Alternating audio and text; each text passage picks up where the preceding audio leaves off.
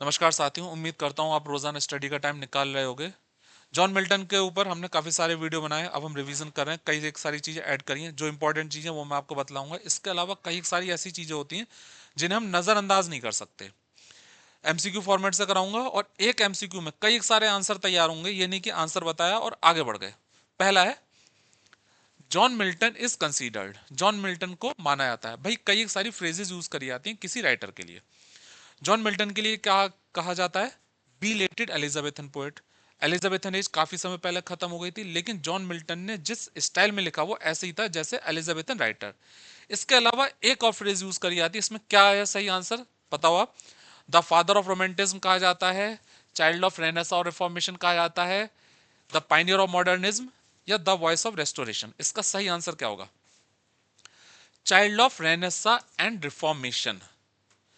भाई रेनेसा क्या है? रेनेसा है पुनर्जागरण काल। रेनेसा जो है वो इटली में शुरू हुआ था और इटली से पूरे यूरोप में फैला। रेनेसा की बात करें तो ये एक इंटेलेक्चुअल बौद्धिक मूवमेंट थी। बुद्धि बौद्धिक मूवमेंट थी और इस्थेटिक मूवमेंट थी और सौंदर्य मूवमेंट थी। बौद्धिक रूप से बहुत सारे रेनेसा में कार्य हुए। जैसे जो नाविक थे, उन्होंने किसी देश के लिए शॉर्टकट ढूंढा कि भाई शॉर्टकट कौन सा होगा। जो साइंटिस्ट थे उन्होंने नई नई चीजें बनाई। जो फिलोसफर्स थे उन्होंने अलग अलग फिलोसफी दी। स्थैतिक तौर पर बहुत कार्य हुआ सौंदर्य के क्षेत्र में। जो पेंटर्स थे रेनेसा के दौरान, उन्होंने अलग अलग कलर का यूज करके बड़ी सुंदर पेंटिंग बनाई। इसके अलावा जो राइटर्स थे उन्होंने बड़े सुंदर वर्क लिखे। तो रेनेसा मूवमेंट थी, पुनर्जागरण। और रिफॉर्मेशन मूवमेंट जो है, उनके भी हमें बीज जॉन मिल्टन के वर्क में मिलते हैं। रिफॉर्मेशन क्या है? रिफॉर्मेशन समझ गए होगे। रिलीजन में काफी करप्शन आ चुका था। जो कैथोलिक था, जो कैथोलिक माना जाता है चर्च का, जिसमें पोप हेड होते हैं, उनमें काफी करप्शन हो चुका था। उसके खिलाफ में रिफॉर्मेशन हुआ, जिसको कहा गया प्रोटेस्टेंट। जॉन मिल्टन के वर्क्स को हम पढ़ें तो हमें दोनों के बीच मिलते हैं, रेनेसा के भी और रिफॉर्मेशन के भी। रेनेसा को अगर हम कहें, भाई हम पैराडाइज लॉस्ट को उठाएं, सबसे बड़ा एग्जांपल पैराडाइज लॉस्ट होता है। पैराडाइज लॉस्ट को पढ़ें, सैटन की स्पीच देखें तो ऐसे लगेगी जैसे इंटेलेक्चुअली बौद्धिक रूप से काफी अच्छी है। भाई सैटन अपनी आवाज उठाता है, उसे लगता है कि जो ईश्वर है उसने सैटन के प्रति कुछ गलत करा है, तो आवाज उठाता है। तो इंटेलेक्चुअली काफी अच्छा दिखाया है। वो अपनी स्पीच से दूसरे जो लोग हैं उन्हें जो है एक तरह से जागृत करता है। तो रेनेसा के बीज मिलते हैं और रिफॉर्मेशन के बीच भी मिलता है। मैं सेम पैराडाइज लॉस्ट में भाई रेनेसा के मिल रहे हैं कि सैटन की जो स्पीच है वो इंटेलेक्चुअली बहुत ही अच्छी है बौद्धिक रूप से। और रिफॉर्मेशन इस वजह से है कि जॉन मिल्टन ने दिखाया है जो बुरा करेगा उसके साथ में बुरा होगा। सैटन अपनी आवाज ईश्वर के खिलाफ उठाता है और इस वजह से क्या होता है, नर्क में उसे फेंक दिया जाता है। तो हमें दोनों के ही हमें चिन्ह मिलते हैं जॉन मिल्टन के वर्क में। आगे बढ़ते हैं। Which of the two major incidents occurred in 1652? भाई 1652 में जॉन मिल्टन की लाइफ में बहुत बड़ी चीज हुई थी। एक तो जो उनकी फर्स्ट वाइफ थी, उनकी डेथ हुई थी। भाई मैंने बताया था आपको मेक, MAKE, ठीक है, MAKE। इसमें जो है ए को हटा दो, MKE, तो ध्यान रहेगा मैरी। इनकी जो फर्स्ट वाइफ थी मैरी, उनकी डेथ हो गई थी, मैरी पावल। और ये अंधे हो गए थे। तो इनकी लाइफ का बहुत ही इंपॉर्टेंट कह सकते हैं बुरा साल रहा था। नेक्स्ट है the period known as the age of Milton is. अब इसका बताओ क्या आंसर इसका हो सकता है?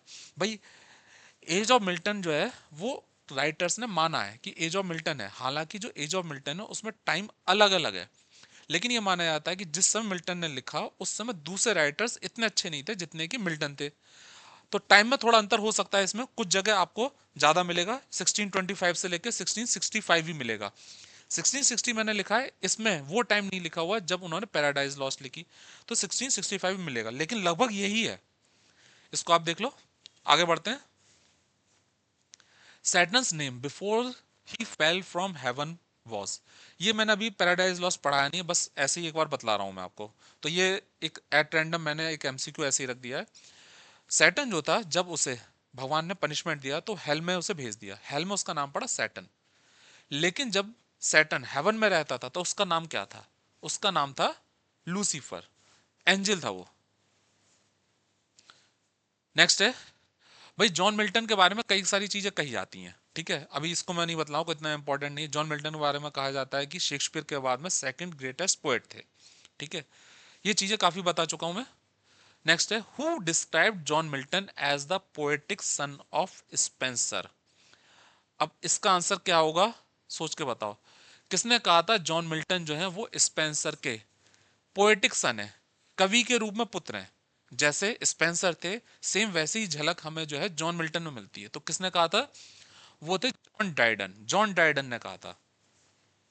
जॉन ड्राइडन ने क्या कहा था मिल्टन के लिए, पोएट ऑफ द सबलाइम। जो जॉन मिल्टन है वो Sublime, poet of the Sublime है। सबलाइम होता है उत्कृष्टता, वो उत्कृष्टता के पोएट है, उनके वर्क में हमें उत्कृष्टता मिलेगी, ठीक है, भव्यता मिलेगी।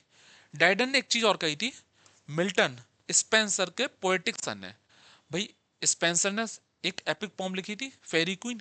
फेरी क्वीन अपने जमाने के हिसाब से बहुत ही बड़ा वर्क था। हालांकि फेरी क्वीन बहुत ही बोरिंग है, लेकिन हम कह सकते हैं कि उस जमाने के हिसाब से एक अपने आप में बड़ा अच्छा वर्क था।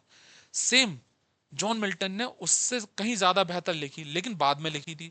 तो इस वजह से कहा गया जॉन मिल्टन को, जॉन ड्राइडन ने पोएटिक सन ऑफ स्पेंसर। इसका स्क्रीनशॉट ले लेना चाहें। फिर आगे बढ़ते हैं। नेक्स्ट है मैथ्यू आर्नोल्ड ने जॉन मिल्टन के स्टाइल को कहा था ग्रैंड स्टाइल, भव्य स्टाइल। इनका जो लिखने का स्टाइल था वो बहुत ही ग्रैंड था, और इस स्टाइल को क्रिटिसाइज भी करा गया काफी बाद में। यहां पे कुछ चीजें हैं जो आपको ध्यान रखनी है। मिल्टन ने जो ब्लैंक वर्स लिखी थी, ब्लैंक वर्स में जो अपने वर्स को लिखा उसको सबलाइम कहा गया। सबलाइम यूज कराया जाता है मिल्टन की ब्लैंक वर्स के जो वर्क हैं, जितने भी वर्क हैं उन्होंने ब्लैंक वर्स में लिखे हैं, उनके लिए सबलाइम यूज कराया जाता है।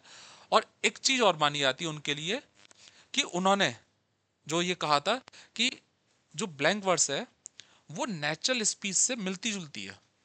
भाई ऐसा था पुराने जमाने में जो वर्क्स लिखे जाते थे वो राइम में लिखे आते थे। तो उन्होंने राइम के बारे में क्या कहा, जॉन मिल्टन ने कहा राइम के बारे में, the invention of a barbarous age. Barbarous age जो प्राचीन एज थी उसका ही इन्वेंशन है। भाई कौन है जो राइम में बोलेगा, कि वो बोलेगा और आखिरी वर्ड जो है वो राइम करेगा, ऐसा कौन बोलता है। तो उन्होंने कहा कि बारबरस एज का जो है एक इन्वेंशन है।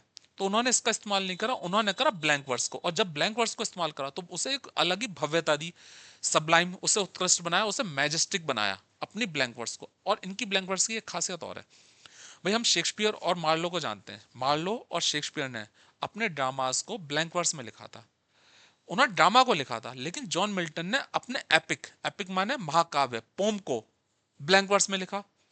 तो जब उन्होंने अपनी पोम को ब्लैंक वर्स में लिखा तो अपने आप में एक अलग चीज थी, परफेक्शन दिया उसे, ब्लैंक वर्स को और बेहतर उन्होंने बनाया। तो नॉन ड्रामेटिक एक्सप्रेशन, इस चीज को ध्यान रखना। जॉन मिल्टन ने ब्लैंक वर्स का यूज नॉन ड्रामेटिक एक्सप्रेशन में यूज करा, ड्रामा में यूज नहीं करा। शेक्सपियर ने ड्रामा में यूज करा था, उन्होंने ड्रामा में यूज नहीं करा, उन्होंने एपिक में यूज करा है। तो यहाँ पे मिल्टन की जो ब्लैंक वर्स है वो बहुत ही उत्कृष्ट है, और इस वजह से मिल्टन की ब्लैंक वर्स को मिल्टोनिक ब्लैंक वर्स भी कहते हैं। कोई इतना इतना इंपॉर्टेंट नहीं है ये मिल्टोनिक ब्लैंक वर्स। एक बार इसका चाहे हो तो स्क्रीनशॉट ले लो। इसमें उन्होंने कहा था the invention of the barbarous age, rhyme को। आगे बढ़ते हैं। एडिसन जो है उन्होंने क्या कहा था, आर लैंग्वेज संक, डूब जाती है, मींस फीकी पड़ जाती है उनके सामने। हमारी लैंग्वेज जॉन मिल्टन की लैंग्वेज के सामने फीकी पड़ जाती है। अगर हम दोनों वर्क्स को पढ़े तो हमारी लैंग्वेज फीकी पड़ जाएगी। एक चीज और है, जॉन मिल्टन के जो वर्क है खासकर पैराडाइज लॉस्ट, उसमें उन्होंने सिमली का यूज करा। और सिमली ऐसी नहीं है, एपिक सिमली है, या कहें तो एक्सटेंडेड सिमली है, दोनों सेम वर्ड हैं।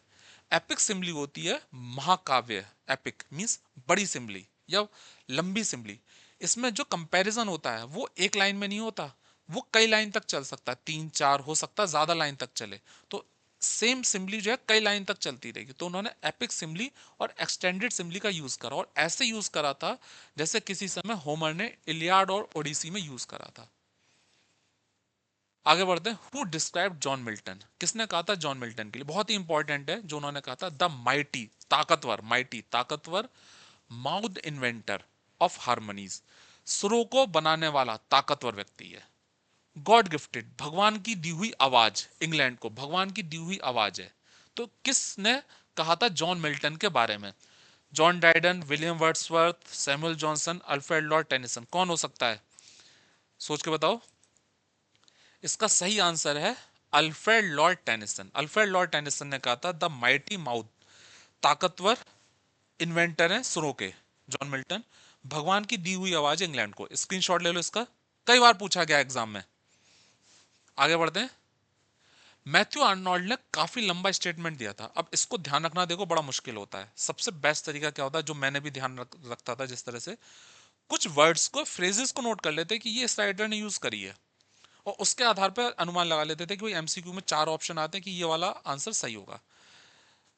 मैथ्यू आर्नोल्ड ने जॉन मिल्टन के बारे में क्या कहा था? फ्लॉलेस, बिना गलती की, परफेक्शन ऑफ हिज रिदम। उनके वर्क में हमें फ्लॉलेस परफेक्शन मिलती है, तो फ्लॉलेस परफेक्शन को ध्यान रखना। और उनका वर्क ऐसे ही प्रशंसनीय है जैसे वर्जल या डांटे का, जैसे वर्जल या डांटे का प्रशंसनीय वर्क था, ऐसे ही। एक चीज और कही उन्होंने जो बहुत बड़ी चीज थी, जो कई बार एग्जाम पूछी गई है।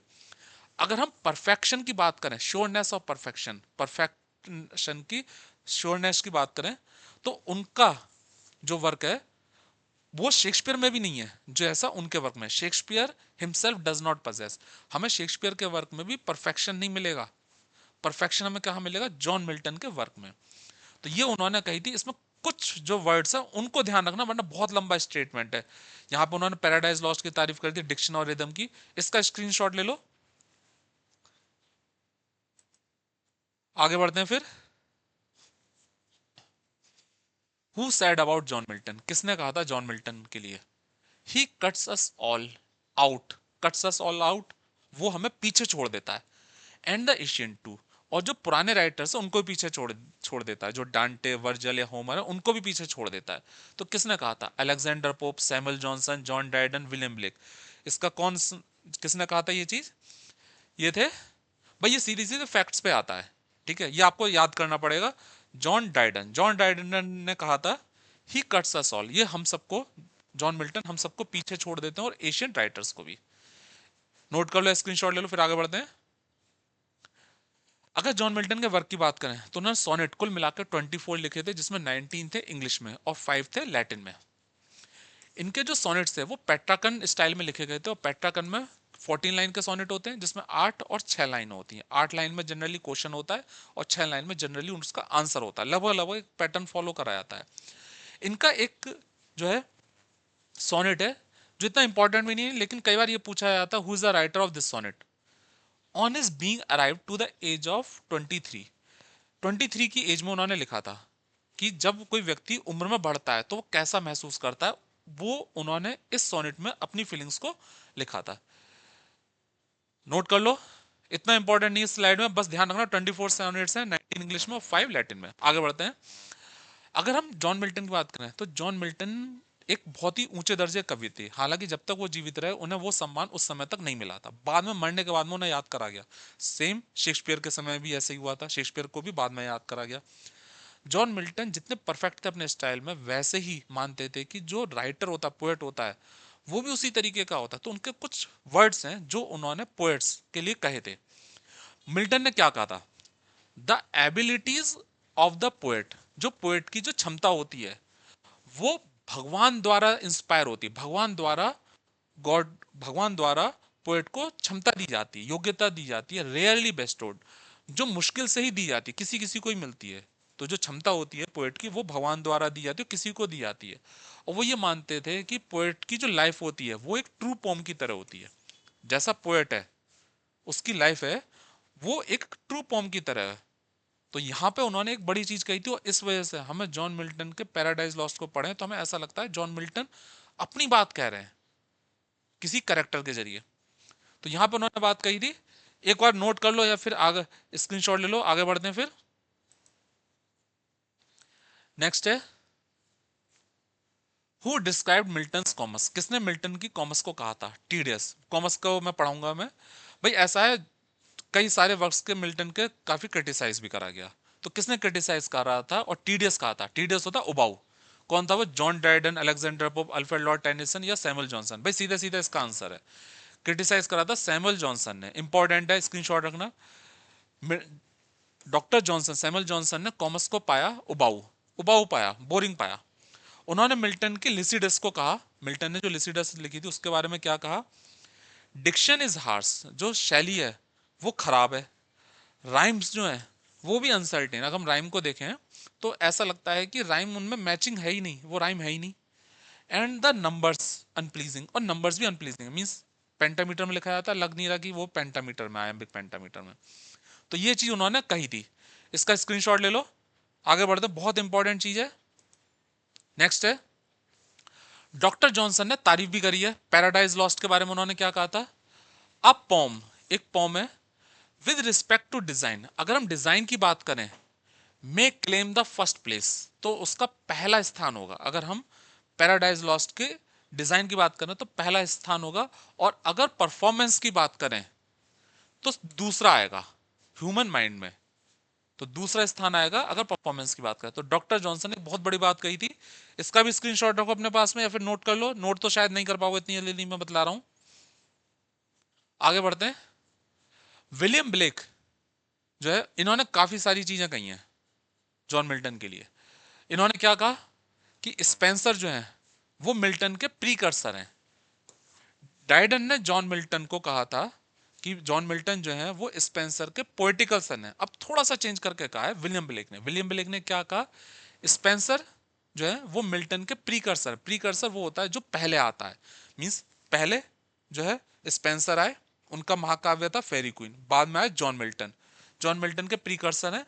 और खुद को कहा मिल्टन का कवि पुत्र, और बाद में कहा कि पहले स्पेंसर फिर जॉन मिल्टन, और बाद में अपने आप को कहा कि मैं मिल्टन का पोएटिकल सन हूं, कवि पुत्र हूं। विलियम ब्लेक ने एक पोम लिखी थी मिल्टन, मिल्टन के नाम से लिखी है, जिसका मेन कैरेक्टर हीरो था John Milton. John Milton heaven से आते हैं, मर चुके, उनकी डेथ हो गई, हेवन से आते हैं, और जॉन मिल्टन और विलियम ब्लेक दोनों एक मिस्टिकल जर्नी पे निकलते हैं, एक रहस्यमय जर्नी पे निकलते हैं।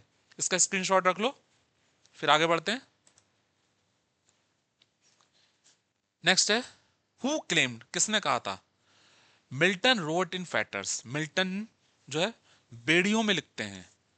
When he wrote of angels and God, जब वो एंजल और गॉड के बारे में लिखते हैं तो ऐसा लगता है जैसे बंधे हुए हैं, बेड़ियों में लिख रहे हैं। बहुत इंपॉर्टेंट और कई बार पूछा गया है। किसने कहा था, John Dryden, William Blake, Samuel Taylor Coleridge या अलेक्जेंडर पॉप। सीधा सीधा आंसर है विलियम ब्लेक ने कहा था। बहुत लंबा स्टेटमेंट और बहुत ही इंपॉर्टेंट है। विलियम ब्लेक ने क्या कहा था कि जब जॉन मिल्टन भगवान के बारे में लिखते हैं, एंजल्स के बारे में लिखते हैं, तो ऐसा लगता है वो बेड़ियों में बंधे हुए हैं, कुछ ज्यादा चीजें कह नहीं पा रहे।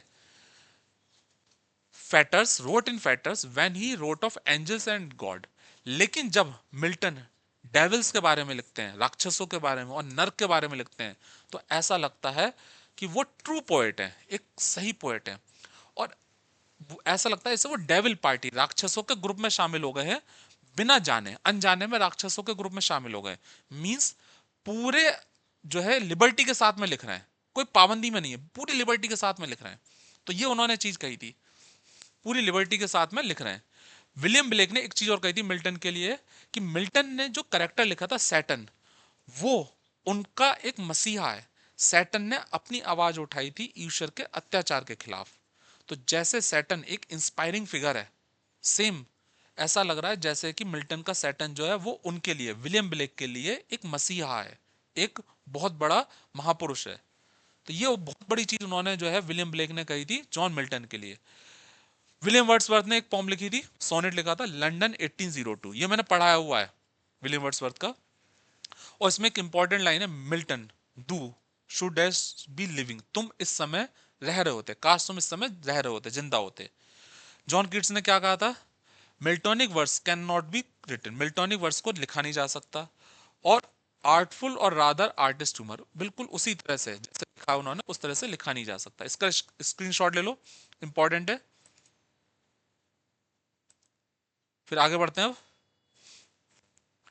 Who wrote the biography of John Milton in 1796, 1796 में जॉन मिल्टन की बायोग्राफी किसने लिखी थी, Samuel Johnson, William Hayley, James Boswell, Thomas Carlyle. भाई सीधा सीधा आंसर है इसका, विलियम हेली ने 1796 में बायोग्राफी लिखी थी, और इस बायोग्राफी में कहा था द ग्रेटेस्ट इंग्लिश ऑथर, सबसे ज्यादा महान इंग्लिश ऑथर कहा था।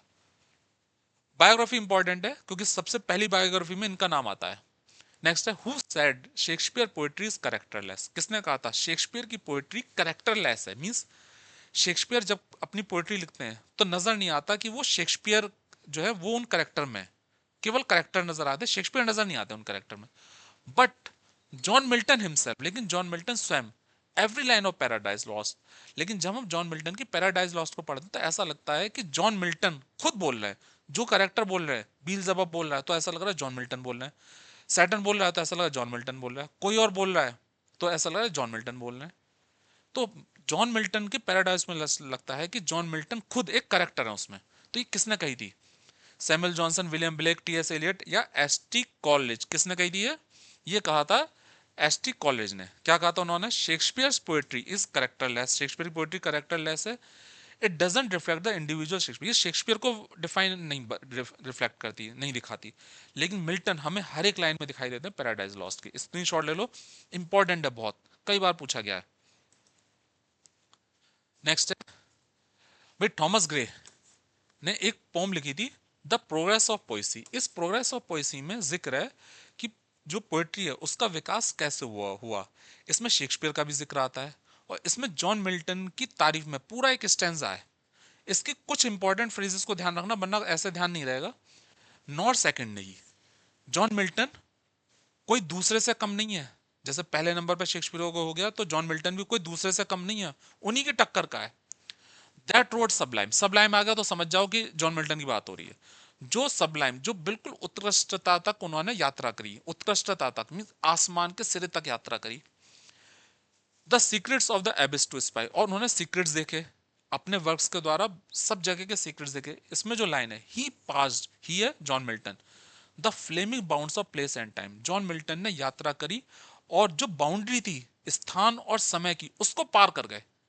वो लिखते लिखते स्थान और समय की जो है बाउंड्री पार करते हुए ऊपर चले गए और कहां पहुंच गए? ईश्वर की जगह, जहां ईश्वर थे और ईश्वर के आसपास एंजल्स बैठे हुए थे।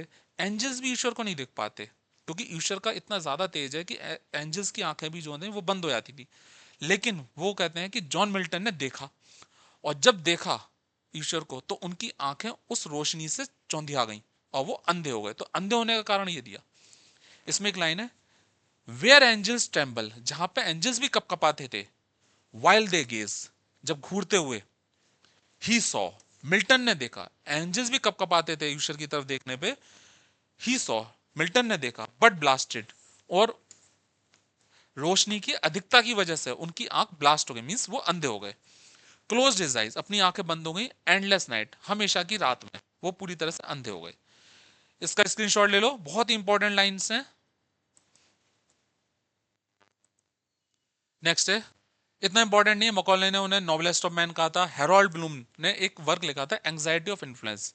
ये एक तरीके से जो इंटेलेक्चुअल वर्क होते हैं जिसमें जो था काफी छानबीन करी जाती है, इस तरह का वर्क लिखा था जिसमें उन्होंने कहा था मिल्टन एक सेंट्रल पॉम है किसी भी थ्योरी की। जो कोई थ्योरी होती है उसके वो सेंट्रल पॉम है। And history of poetic influence in English, जो अगर कोई थ्योरी लिखी जाती है तो उसका वो मेन प्रॉब्लम है। प्रॉब्लम क्यों है? उन्होंने इतना अच्छे स्टाइल में लिखा, इतने उत्कृष्ट स्टाइल में लिखा कि वो खराब हो गया जब दूसरों ने लिखा। तो ये इसके ऊपर काफी ज्यादा जो है वो लिखा गया है। यहाँ पे मैं शॉर्ट में बतला रहा हूँ। 19th सेंचुरी में डेविड मैसन ने मिल्टन की बायोग्राफी लिखी, लाइफ ऑफ मिल्टन, जिसमें वो मिल्टन की तारीफ करते हैं। स्क्रीनशॉट ले लो इसका, फिर आगे बढ़ते हैं। नेक्स्ट है, टी एस एलियट ने मिल्टन की तारीफ में कई सारे तारीफ भी करी, क्रिटिसाइज भी करा है। एक उन्होंने जो था ऐसे लिखा था, a note on the verse of John Milton, John Milton की वर्स में एक नोट। इसमें वो कहते हैं, what he could do well, जो मिल्टन ने किया, he did better than anyone, वो किसी से भी बेहतर था, हैज एवर डन, जो कभी किया गया तो उससे कहीं बेहतर था। इलियट बाद में कहते हैं, Milton's poetry could not be, could only be an influence for the worse, लेकिन मिल्टन की पोएट्री का जो इन्फ्लुएंस था वो वर्स था, खराब था पोएट पर। अब ऐसा क्यों? मिल्टन ने बहुत अच्छा लिखा लेकिन एक स्टाइल सेट कर दिया कि भाई ये स्टाइल है। अब इस स्टाइल को मैच करने के चक्कर में जो बाद के राइटर्स हैं उनके वर्क खराब हो गए। तो उनका जो इन्फ्लुएंस था वो क्या था? वर्स था, बहुत ही खराब था। इसको एक बार देख लो, इसका स्क्रीनशॉट ले लो। फिर आगे बढ़ते हैं। टी एस एलियट ने एक सेंटेंस, एक पूरा जो है वर्क लिखा था, उसके में एक सेंटेंस है, इसमें क्या फिलअप में आएगा? The dissociation was greatly aggravated, जो डिसोसिएशन था, विक्टन था, अलगाव था, वो काफी बड़ा बाय द इन्फ्लुएंस ऑफ, यहाँ पे दो राइटर्स के इन्फ्लुएंस की वजह से डिसोसिएशन बढ़ा, विक्टन बढ़ा। अब ये क्या है ये मैं आपको बतलाऊंगा। कौन से वो दो राइटर्स थे? शेक्सपियर और चौसर बिल्कुल भी नहीं है, पोप एंड जॉनसन बिल्कुल भी नहीं है। अपने आप में कोई अलग ही होगा। अब कौन होगा? मिल्टन होगा और ड्राइडन। ड्राइडन क्यों आ गए? क्योंकि ड्राइडन के वर्क में भी हमें वो चीज थोड़ी मिलती है, उत्कृष्टता कुछ मिलती है, सब्लिमिटी मिलती है थोड़ी सी।